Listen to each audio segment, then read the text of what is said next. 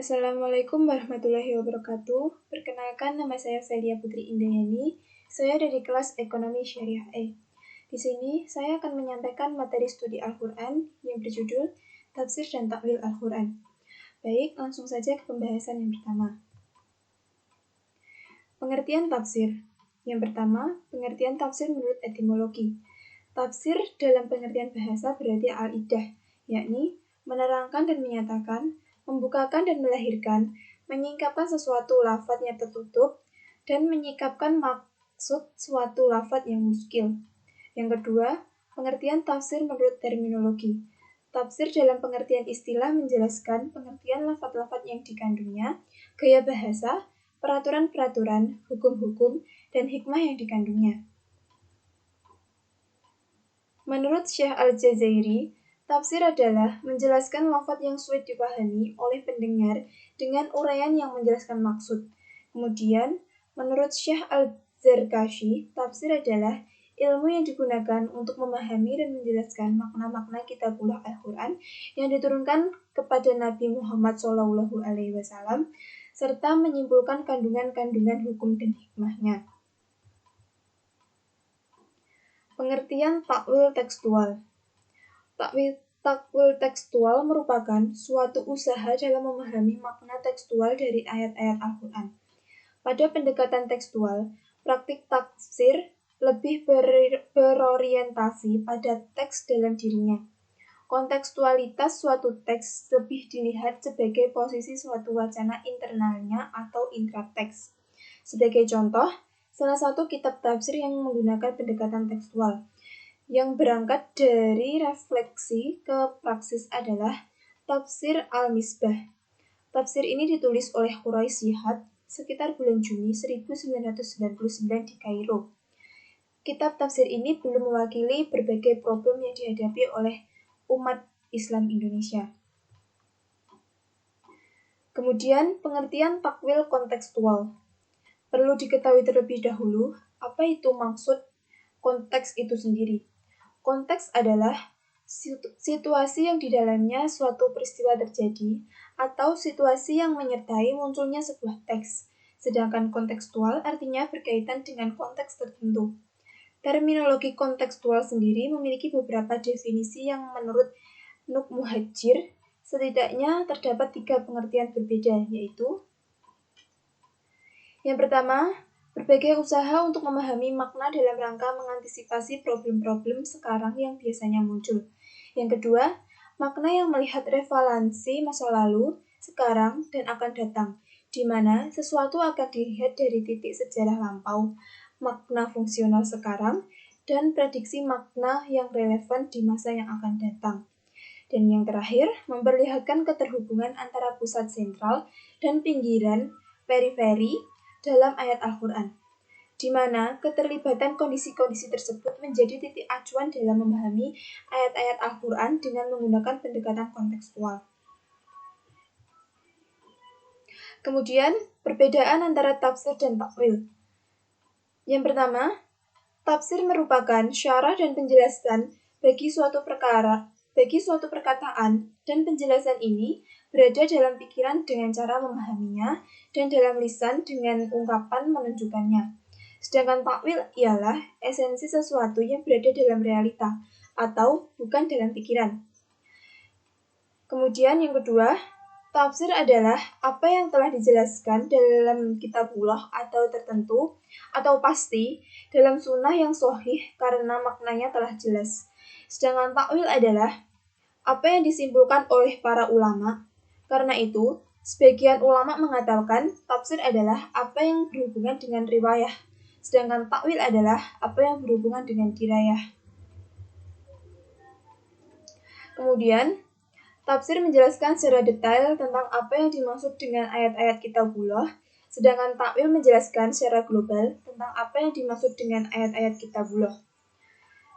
Selanjutnya, tafsir menjelaskan secara umum dengan sunnah dan menyampaikan pendapat para sahabat dan para ulama dalam penafsiran, sedangkan takwil menjabarkan kalimat-kalimat dan menjelaskan maknanya.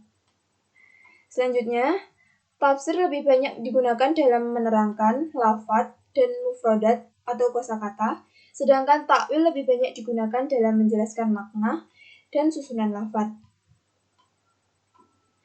Tafsir menjelaskan lafaz yang dohir, ada kalanya secara hakiki dan ada kalanya secara majazi. Sedangkan takwil menjelaskan lafaz secara batin atau yang tersembunyi yang diambil dari kabar orang-orang yang solih. Kemudian, tafsir menjelaskan makna suatu ayat berdasarkan makna yang kuat, sedangkan takwil diartikan juga sebagai memalingkan makna suatu lafaz yang kuat atau al-rajih ke makna yang kurang kuat atau al-marjuh, karena disertai dalil yang menunjukkan demikian. Yang terakhir yaitu contoh kitab tafsir dan karakteristiknya. Yang pertama, kitab-kitab tafsir bil matsur yang terkenal. Tafsir Ibnu Abbas. Satu jilid besar tentang tafsir dinisbahkan kepada dinyatakan berasal dari Ibnu Abbas. Tafsir ini telah dicetak beberapa kali di Mesir dengan nama Tanwirul Mikhbas min Tafsiri Ibnu Abbas. Kitab ini dihimpun oleh Abu Tahir Muhammad bin Yaqub al-Fairuzabad Asy-Syafi'i, pengarang Kamus Al-Muhit.